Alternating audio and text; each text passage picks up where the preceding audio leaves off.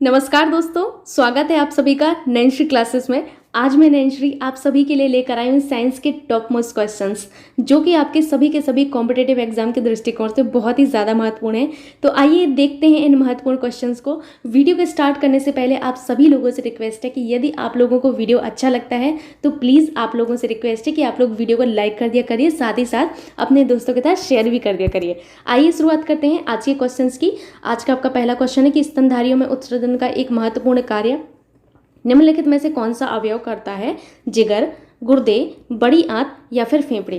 तो सबसे पहले आपको बता दें कि क्वेश्चन का मतलब क्या है। क्वेश्चन आपसे ये पूछा जा रहा है, जो स्तनधारी होते हैं, स्तनधारियों में आपके उत्सर्जन का एक महत्वपूर्ण कार्य जो है आपका कौन करता है? तो ये आपके करते हैं गुर्दे। ठीक है, यदि आपसे गुर्दे कहा जाए तो आपको कंफ्यूज नहीं होना है। गुर्दे वृक्क को ही कहते हैं, ठीक है, और इनको इंग्लिश में हम लोग किडनी कहते हैं। ठीक, तो आपको याद रखना है कि गुर्दे और वृक्क अलग नहीं है, ये एक ही चीज होते हैं। ठीक है, इनको इंग्लिश में क्या कहते हैं? किडनी कहते हैं। आइए जानते हैं वृक्क के बारे में थोड़ा सा। आपके वृक्क जो हैं, इनका निर्माण आपके किससे होता है? ये बड़ा ही इंपॉर्टेंट है, एग्जाम में पूछा जाता है। वृक्क का निर्माण आपकी नेफ्रोनिक कोशिका से होता है। किससे होता है? नेफ्रोनिक कोशिका से होता है। ठीक है, आपके वृक्क के अध्ययन को क्या कहा जाता है? तो वृक्क या गुर्दे के अध्ययन को कहा जाता है आपका नेफ्रोलॉजी। क्या कहा जाता है? नेफ्रोलॉजी कहा जाता है। ठीक है, याद रखनी है इतनी चीजें आपको। और भी चीजें जो बता रहे हैं उनको याद रखना है। आपके वृक्क या जो गुर्दे होते हैं, ये आपकी पेनिसिलिन को छानने का कार्य करते हैं। किसको? पेनिसिलिन। ठीक है, पेनिसिलिन को छानने का कार्य कौन करता है? तो पेनिसिलिन को छानने का कार्य आपके वृक्क या गुर्दे ही करते हैं। ठीक है, आपके ये जो वृक्क या गुर्दे हैं वो प्रतिदिन यानी कि आपके एक दिन में 1 से 1.5 लीटर तक आपका जो है मूत्र के साथ यूरिया को बाहर निकालते हैं। ठीक है, मैंने क्या कहा? आपके जो वृक्क या गुर्दे होते हैं, ये आपके रक्त के प्लाज्मा को छानकर प्रतिदिन 1 से 1.5 लीटर तक मूत्र के साथ यूरिया को बाहर करती हैं। जैसे मैं अब आपको नोट्स बनाना यहाँ पर बताऊंगी। मैंने यहाँ पर आपको गुर्दे के बारे में बताया। आपको क्या करना है, जो आपकी कॉपी है उसमें आपको एक नए पेज से गुर्दे के बारे में या वृक्क के बारे में लिखना शुरू करना है। पूरे पेज पर सिर्फ और सिर्फ आपको गुर्दे की ही इन्फॉर्मेशन रखनी है। ठीक है, दूसरे पेज पर आप दूसरे क्वेश्चन के बारे में इन्फॉर्मेशन लिखेंगे। ठीक, जितना क्वेश्चन छोटा होगा तो उस हिसाब से आप लोग अपने पेज को आप अपना डिवाइड कर लीजिएगा। जैसे आपके जो वृक्क हैं, इनके बारे में काफ़ी सारी जानकारी रहती है, तो आप एक पेज को अलग रख लीजिए कि एक पेज पर सिर्फ हमें वृक्क के बारे में लिखना है। आपने इतनी चीज़ें लिख ली जितनी मैंने आपको बताई हैं। बाकी का जो पेज है वो बचा रहेगा। अब तो बचे हुए पेज पर आपको भविष्य में जब कभी भी वृक्क के बारे में जानकारी मिलेगी तो उसी पेज पर आपको रखनी है, ताकि आपको सारी की सारी जानकारी वृक्क के बारे में एक ही जगह मिल जाए, बार बार कहीं और भागना ना पड़े। ये होता है आपकी नोट्स बनाने का फॉर्मूला। ठीक है, जिस तरीके से मैंने नोट्स बनाए हैं, मैंने आपको उसी तरीके से नोट्स बनाना बताया है। बाकी आप लोग अपने हिसाब से मैनेज कर सकते हैं। आइए चलते हैं नेक्स्ट क्वेश्चन की ओर। क्वेश्चन है आपसे कि निम्नलिखित में से कौन सा अंग मनुष्य के उत्सर्जी अंग का उत्सर्जी तंत्र का भाग नहीं है? पहले तो मैं क्वेश्चन को थोड़ा सा बड़ा कर देती हूँ, बहुत ही छोटा दिख रहा है अभी। तो अभी आप लोगों को क्वेश्चन अच्छे से दिख रहा होगा। आपका क्वेश्चन ये था कि इनमें से कौन सा मानव उत्सर्जन तंत्र जो होता है, मानव उत्सर्जन तंत्र का अंग नहीं है। ठीक है, ऑप्शन से आपके मूत्र मार्ग, गर्भाशय, मूत्रवाहिनी या गुर्दे। आपको बता दें कि आपके मनुष्य के उत्सर्जन तंत्र का भाग मूत्र मार्ग तो होता है, आपकी मूत्रवाहिनी भी होते हैं, गुर्दे अभी आप लोग पढ़ के आए हैं ऊपर पहले क्वेश्चन में, गुर्दे भी होते हैं। गर्भाशय जो आपका है, गर्भाशय यानी कि यूट्रस जिसे कहते हैं, ये आपके उत्सर्जन तंत्र का अंग नहीं होता है। वेरी वेरी इंपॉर्टेंट क्वेश्चन, बड़ा ही महत्वपूर्ण क्वेश्चन है, ये कई बार पूछा जाता है। गर्भाशय आपके उत्सर्जन तंत्र यानी कि एक्सक्रीटरी सिस्टम में नहीं आता है। ठीक है, चलते हैं नेक्स्ट क्वेश्चन की ओर। क्वेश्चन है आपसे कि मानव श्वसन में क्या छोड़ा जाता है? Carbon monoxide, carbon dioxide, oxygen या नाइट्रोजन। तो मानव श्वसन में आपका जो है कार्बन डाइऑक्साइड छोड़ा जाता है और ऑक्सीजन ग्रहण किया जाता है। ठीक है, क्या किया जाता है? मानव श्वसन में कार्बन डाइऑक्साइड जो गैस होती है इसको छोड़ा जाता है और ऑक्सीजन गैस को ग्रहण किया जाता है। ठीक है, नेक्स्ट क्वेश्चन है आपसे कि निम्नलिखित में से कौन सा पदार्थ मानव मूत्र में पाया जाता है? Very very important question again, कि कौन सा पदार्थ आपके मानव मूत्र में पाया जाता है? क्रिएटिनिन, हिस्टोन, एंटीजन या रक्त प्रोटीन। वैसे मैं आपको मानव मूत्र का कंपोजिशन पिछले वीडियो में बता चुकी हूँ। यदि आप लोगों में से किसी ने भी पिछले वीडियो नहीं देखे हैं तो आप प्लेलिस्ट से जाके साइंस के सारे वीडियोस को चेकआउट कर सकते हैं, क्योंकि बहुत अच्छे अच्छे क्वेश्चन हैं सभी के सभी वीडियोज़ में। ठीक है, यहाँ पर मैं आपको फिर से बता देती हूँ, मानव मूत्र का कंपोजिशन जो होता है, मानव मूत्र में आपका 96% तो जल पाया जाता है। क्या पाया जाता है? 96% आपका जल पाया जाता है, 2% आपका यूरिया पाया जाता है। ठीक है, अब बचा कितना? आपके 96 और 2 कितना हो गया? 98 हो गया। बचा आपका 2%। ये जो 2% है, इस 2% में आपकी अन्य चीज़ें पाई जाती हैं। इन अन्य चीज़ों में क्या होता है? इन अन्य चीज़ों में होता है आपका क्रिएटिनिन।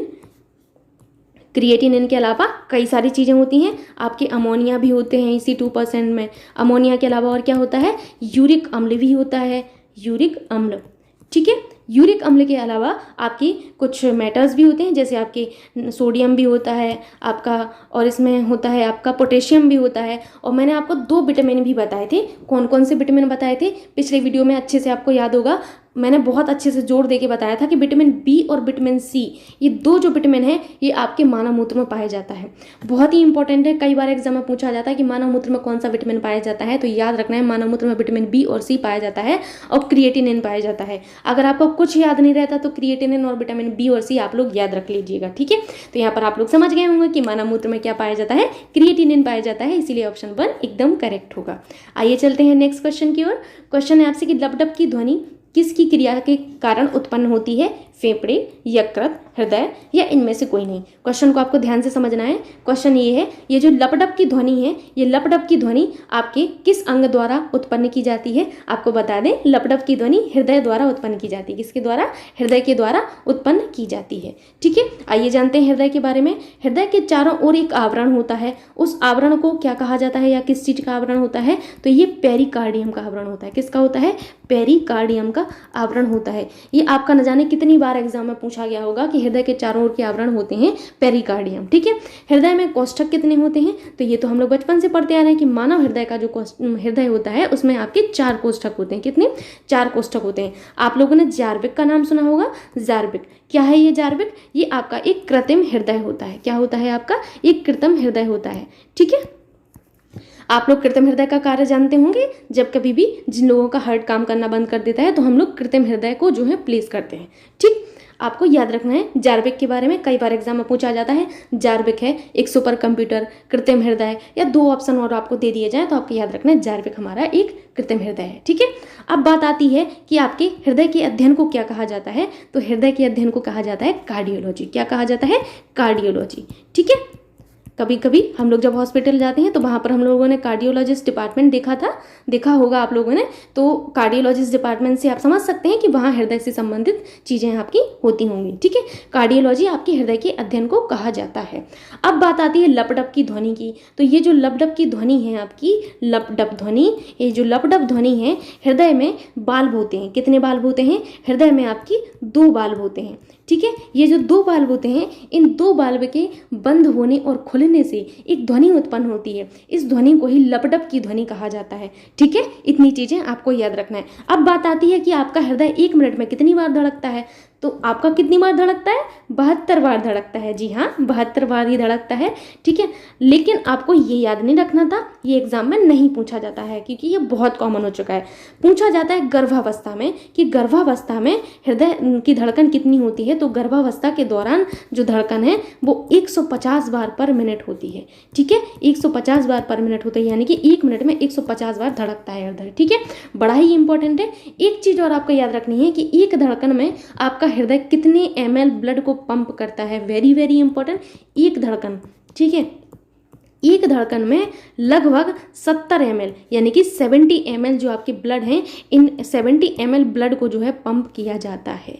ठीक है, तो ये चीज़ आपको याद रखनी है, बड़ी ही महत्वपूर्ण चीज़ें ये सभी के सभी चीज़ें। ठीक, तो यहाँ पर आप लोग समझ गए होंगे कि लपडप की ध्वनि हृदय से संबंधित है। आइए चलते हैं नेक्स्ट क्वेश्चन की ओर। क्वेश्चन है आपसे कि कचरे में एक कार्बनिक अपशिष्ट होता है। ठीक है, यानी कि आपके जो कचरे हैं उनमें कार्बनिक अपशिष्ट कौन सा है? प्लास्टिक की थैली, सब्जी के छिलके, स्विच बोर्ड, ग्लास। आप लोगों को कार्बनिक अपशिष्ट के बारे में बताना था कि ऑर्गेनिक वेस्ट, वो वेस्ट नहीं होता है, ये वेस्ट होगा, ठीक है। तो प्लास्टिक की थैली बिल्कुल नहीं है ऑर्गेनिक वेस्ट, ठीक है। स्विच बोर्ड बिल्कुल नहीं है, क्योंकि ये जो है प्लास्टिक की थैली और स्विच बोर्ड, इनको डिग्रेड होने के लिए बहुत टाइम लगता है प्रकृति में। ग्लास को भी बहुत ज़्यादा टाइम लगता है प्रकृति में डिग्रेड होने में। सब्जी के छिलके आपके कार्बनिक अपशिष्ट के जो है एग्जाम्पल होते हैं, इसीलिए आपका ऑप्शन 2 एकदम करेक्ट होगा। नेक्स्ट क्वेश्चन है आपसे कि चार्नोबिल घटना किसके प्रदूषण का परिणाम था। कई क्वेश्चन आपके चार्नोबिल घटना से बनते हैं, इंपॉर्टेंट है आपकी। ऑप्शन है आपके अम्ल वर्षा, वायु प्रदूषण, रेडियोधर्मी या अपशिष्ट मृदा प्रदूषण। तो पहले तो ये पता होना चाहिए कि चार्नोबिल घटना जो है आपकी कहाँ पर घटित हुई थी। ये आपकी एक ऐसी घटना थी जो आपके यूक्रेन में आपका जो चार्नोबिल प्रांत था वहां पर घटित हुई थी, यूक्रेन के चार्नोबिल में, ठीक है।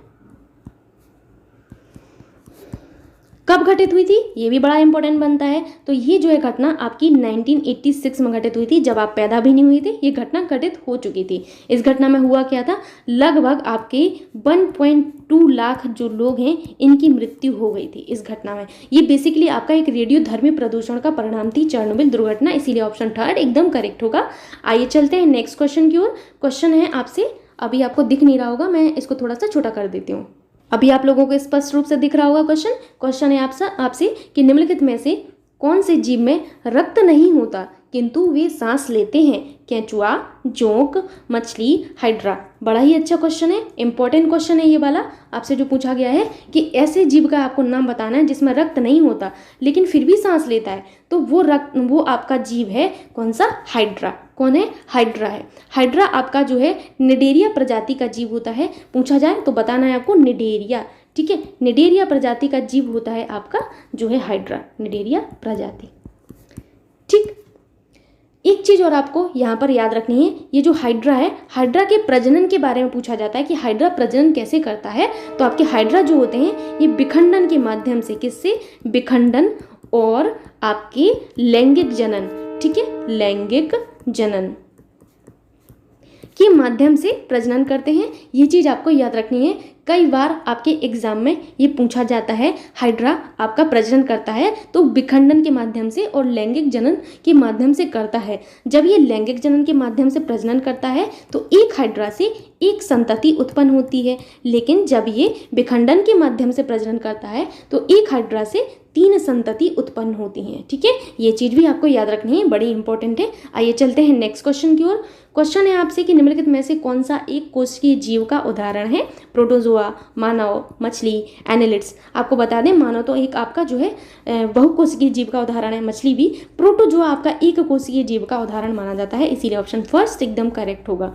नेक्स्ट क्वेश्चन है आपसे कि कौन आपका कोशिका का कौन सा गुण कुछ पदार्थों के भीतर और बाहर आने जाने की अनुमति देता है। पहले तो आपको क्वेश्चन अच्छे से दिखा देती हूँ, अब आपको दिख रहा होगा क्वेश्चन, ठीक है।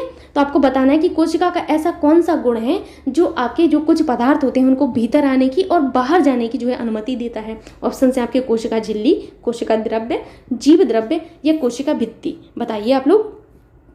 तो आपको बता दें कि आपकी कोशिका में जो कोशिका झिल्ली होती है, जिसे सेल मेम्ब्रेन आप लोग कहते हैं, ये जो सेल मेम्ब्रेन या कोशिका झिल्ली होती है वो आपके जो पदार्थ होते हैं उनको भीतर आने यानी कि अंदर आने और बाहर जाने की अनुमति देते हैं, ठीक है। किसकी अनुमति देते हैं, बाहर आने और भीतर जाने की अनुमति कौन देता है, आपकी कोशिका झिल्ली ही देते हैं। क्या होता है कोशिका झिल्ली, आइए जानते हैं कोशिका झिल्ली के बारे में थोड़ा सा। ये जो कोशिका झिल्ली होती है ये आपकी अर्धपारगम्य सजीव झिल्ली है। क्या है, अर्धपारगम्य सजीव झिल्ली। यहाँ पर मैंने सजीव झिल्ली कहा है तो आप लोग समझ सकते हैं कि ये सिर्फ और सिर्फ आपकी सजीव जीवों में ही पाई जाएगी, ठीक है। आपको ये चीज़ याद रखनी है कि सजीव कोशिकाओं में आपकी अर्धपारगम्य झिल्ली पाई जाती है, ये आपकी जो है कोशिका झिल्ली, ठीक। ये चीज़ हो गया। अब आपको एक चीज़ और याद रखना है, ये जो है आपके सजीव कोशिका के जीव द्रव्य को घेर कर रखती है कौन, कोशिका झिल्ली। आपसे अगर पूछा जाए कि सजीव कोशिका के जीव द्रव्य जो होता है, जीव द्रव्य को कौन घेर कर रखता है, तो यही कोशिका झिल्ली सजीव कोशिका के जीव द्रव्य को घेर कर रखती है। ये जो आपकी कोशिका झिल्ली होती है, ये कोशिका झिल्ली का निर्माण 3 परतों से होता है। कौन कौन सी 3 परतें हैं? आपको याद रखना है कि ये जो 3 परतें हैं उनकी नाम इंपॉर्टेंट नहीं है, लेकिन इंपॉर्टेंट ये बनता है कि आपकी जो भीतरी जो झिल्ली होती है, सबसे भीतरी झिल्ली, और आपकी होगी सबसे बाहरी झिल्ली। तो सबसे भीतरी और सबसे बाहरी जो झिल्ली है ये दोनों आपकी बनी होती हैं, आपकी किससे? प्रोटीन से बनी होती हैं, ठीक है। और आपका जो बीच वाला भाग है, ठीक है, मैंने क्या कहा कि आपकी जो कोशिका झिल्ली है ये आपकी बेसिकली 3 परतों से बनी होती है। तो भीतरी और बाहरी जो परत है वो प्रोटीन से बनी होती है, और आपकी मध्य वाली जो आपकी जो परत है या जो बीच वाली परत है ये आपके किससे बनी होती है? ये आपके वसा और लिपिड्स से बनी होती है। किससे? वसा और लिपिड्स से बनी होती है ये झिल्ली, ठीक है। इतनी चीज़ें आपको याद रखनी है। आइए चलते हैं नेक्स्ट क्वेश्चन की ओर। क्वेश्चन है आपसे कि निम्नलिखित में से कौन सा एक संयोजी ऊतक नहीं है? वेरी वेरी इंपॉर्टेंट क्वेश्चन, संयोजी ऊतक कि कौन सा इनमें से संयोजी ऊतक नहीं है? वसामय ऊतक, हृदय मांसपेशी, एरियोलर ऊतक या फिर सहांत ऊतक। तो पहले तो हम लोग संयोजी ऊतक के बारे में जान लेते कि क्या होता है संयोजी ऊतक। तो आपको बता दें कि मानव शरीर के एक अंग को दूसरे अंग से जोड़ने का कार्य आपके संयोजी ऊतक करते हैं। मानव शरीर के सभी अंगों को जोड़ने का कार्य वैसे तो आपके संयोजी ऊतक ही करते हैं। आपका 30% जो शरीर है वो आपका संयोजी ऊतक से बना रहता है। ये चीज़ आपको याद रखनी है, 30% जो शरीर है वो संयोजी ऊतक से बना होता है।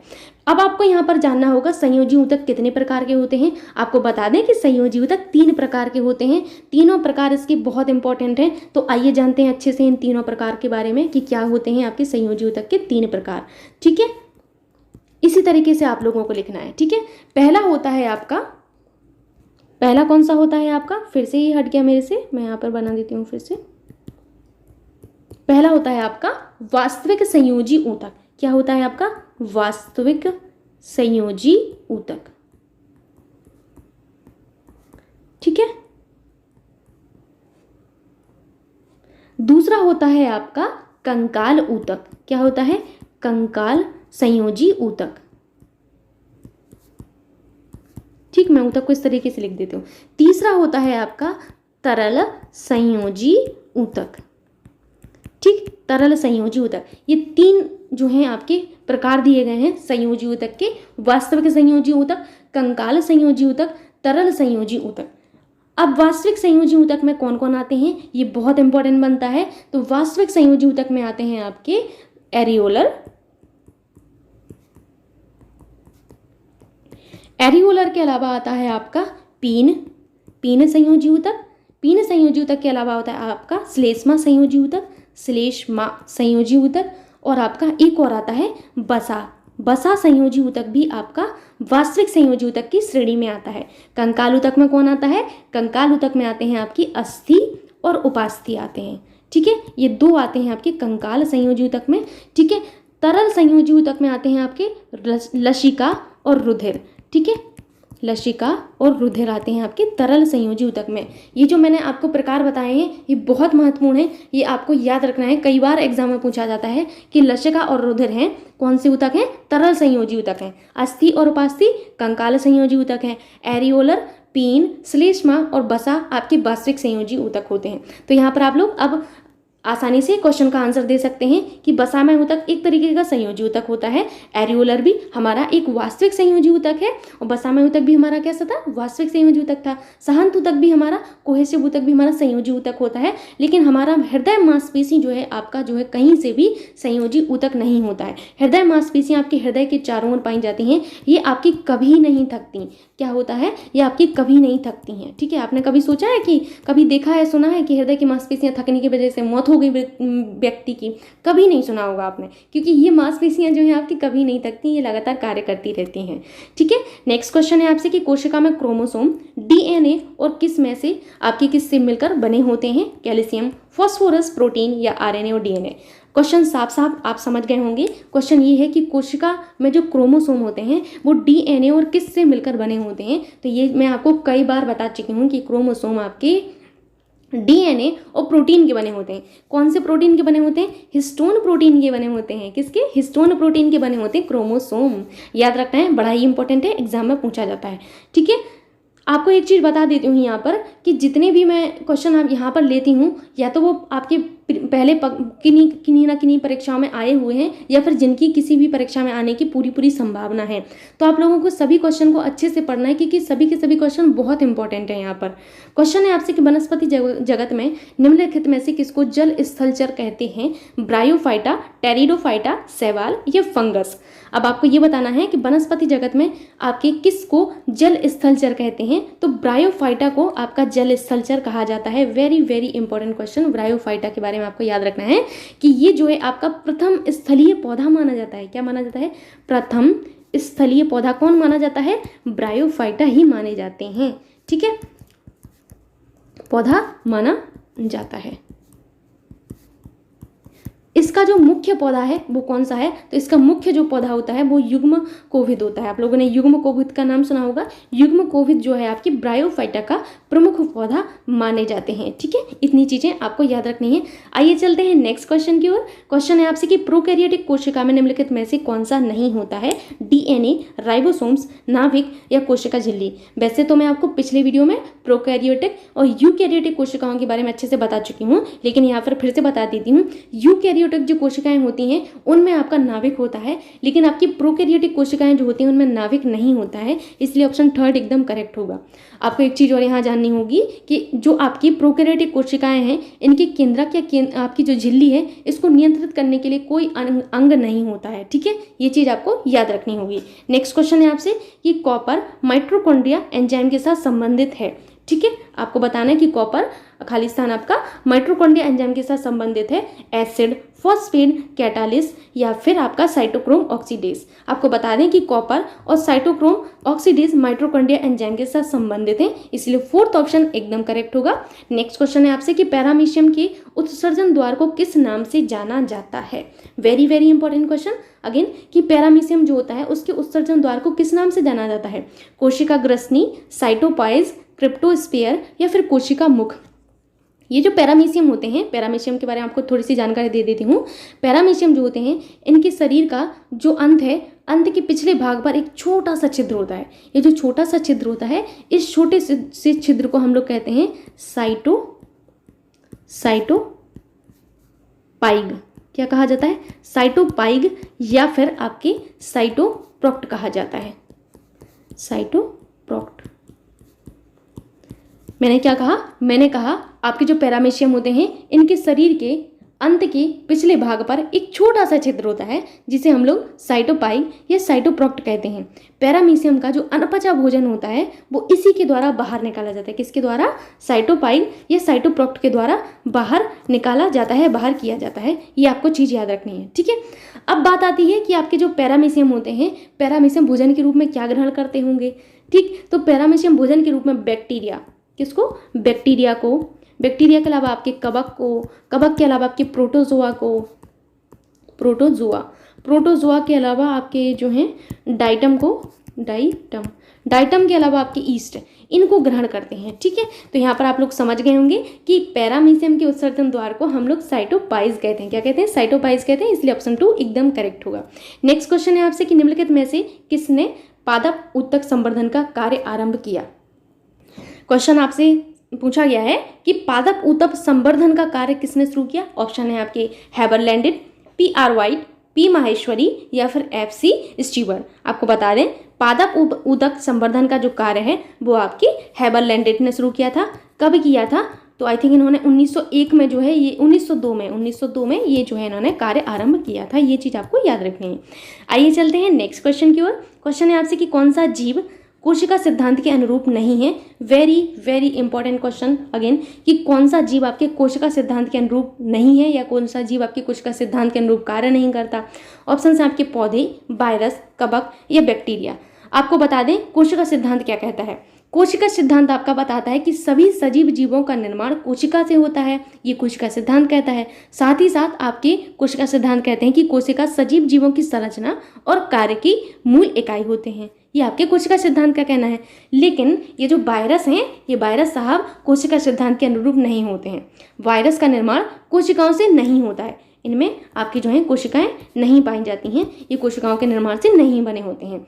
ये आपने किसी भी प्रक्रिया में कोशिकाओं का प्रयोग नहीं करते, इसीलिए ये वायरस के सिद्धांत जो वायरस हैं वो कोशिका के सिद्धांत के अनुरूप नहीं होते हैं। ऑप्शन 2 एकदम करेक्ट होगा। आइए चलते हैं नेक्स्ट क्वेश्चन की ओर। क्वेश्चन है आपसे कि अंतःप्रदब्बी जालिका की सतह पर आपसे ये स्पेस दिया है कि किसकी उपस्थिति के कारण वह खुरदरी होती है, राइबोसोम, कवक, गाल्की बॉडी या फिर उपरोक्त सभी। आपको बता दें अंतःप्रदब्बी जालिका की सतह पर राइबोसोम की उपस्थिति के कारण वह खुरदरी होती है। बहुत इंपॉर्टेंट क्वेश्चन है ये वाला क्वेश्चन कि अंतःप्रदब्बी जालिका पर राइबोसोम उपस्थित होते हैं जिस वजह से ये खुरदरी होती है। ठीक है, आइए चलते हैं नेक्स्ट क्वेश्चन की ओर। क्वेश्चन है आपसे कि एक कोशिकीय जीव कैसे प्रजनन करते हैं। वेरी वेरी इंपॉर्टेंट क्वेश्चन कि आपके एक कोशिकीय जीव जो होते हैं जैसे अमीबा हुआ, पैरामीशियम हुआ, ये कैसे प्रजनन करते हैं। वैसे तो मैं आप लोगों को बता चुकी हूँ, आप लोगों को एक क्वेश्चन मैंने बताया था उसमें बताया है। ठीक है, एक कोशिकीय जीव कैसे प्रजनन करते हैं, विखंडन द्वारा, कोशिका संश्लेषण द्वारा, कोशिका विभाजन द्वारा या फिर आपकी कोशिका प्रजनन द्वारा। बताइए आप लोग कि एक कोश के जीव जो होते हैं जैसे आपका अमीबा हुआ, ये कैसे आपके प्रजनन करते हैं। तो आपके एक कोश के जीव जो होते हैं बेसिकली आपके जो हैं कोशिका विभाजन के द्वारा प्रजनन करते हैं।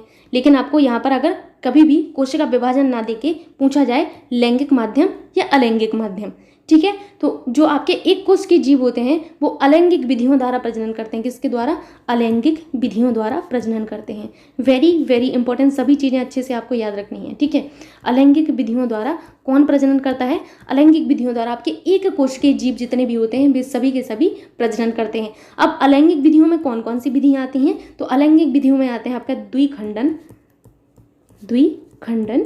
द्विखंडन के अलावा आता है आपका बहुखंडन, बहुखंडन के अलावा होता है आपका विखंडन, और विखंडन के अलावा होता है आपका कोशिका विभाजन।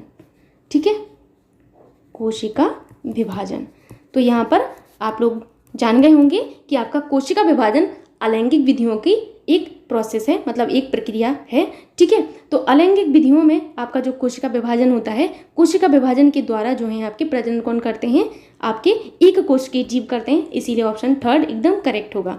नेक्स्ट क्वेश्चन है आपसे कि निम्नलिखित में से कौन सा व्यावसायिक उत्पाद जेलेडियम और ग्रेसिलेरिया से मिलता है जिसका उपयोग सूक्ष्म जीवों में संवर्धन में तथा आइसक्रीम और जेली बनाने में किया जाता है। पहले तो मैं क्वेश्चन के ऑप्शंस भी आपको दिखा देती हूँ। तो ऑप्शंस हैं आपके अगर, क्लोरेला, जिम्नोस्पर्म या उपरोक्त सभी।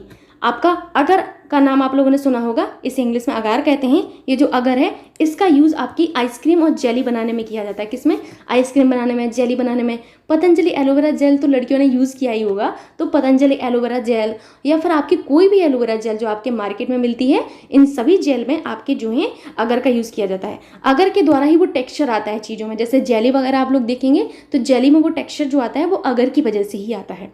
ठीक, तो आपको याद रखना है कि आपका जो है अगर जो है आपका व्यावसायिक उत्पाद जो है जो कि आपके जेलेडियम और ग्रेसिलेरिया से मिलता है और इसका यूज़ जो है आपकी आइसक्रीम और जेली बनाने में किया जाता है। नेक्स्ट क्वेश्चन है आपसे कि एक विशेष कार्य करने वाले सामान्य कोशिकाओं के समूह को क्या कहा जाता है। बहुत ही इंपॉर्टेंट क्वेश्चन है ये वाला कि एक विशेष कार्य को करने वाले सामान्य कोशिकाओं के समूह को क्या कहा जाता है। कोशिका अंग, कोशिकीय संरचना, ऊतक या फिर अंग तंत्र। यहाँ तो पहले आप सामान्य कोशिकाओं की जगह आप कर लीजिए समान। ठीक है, समान।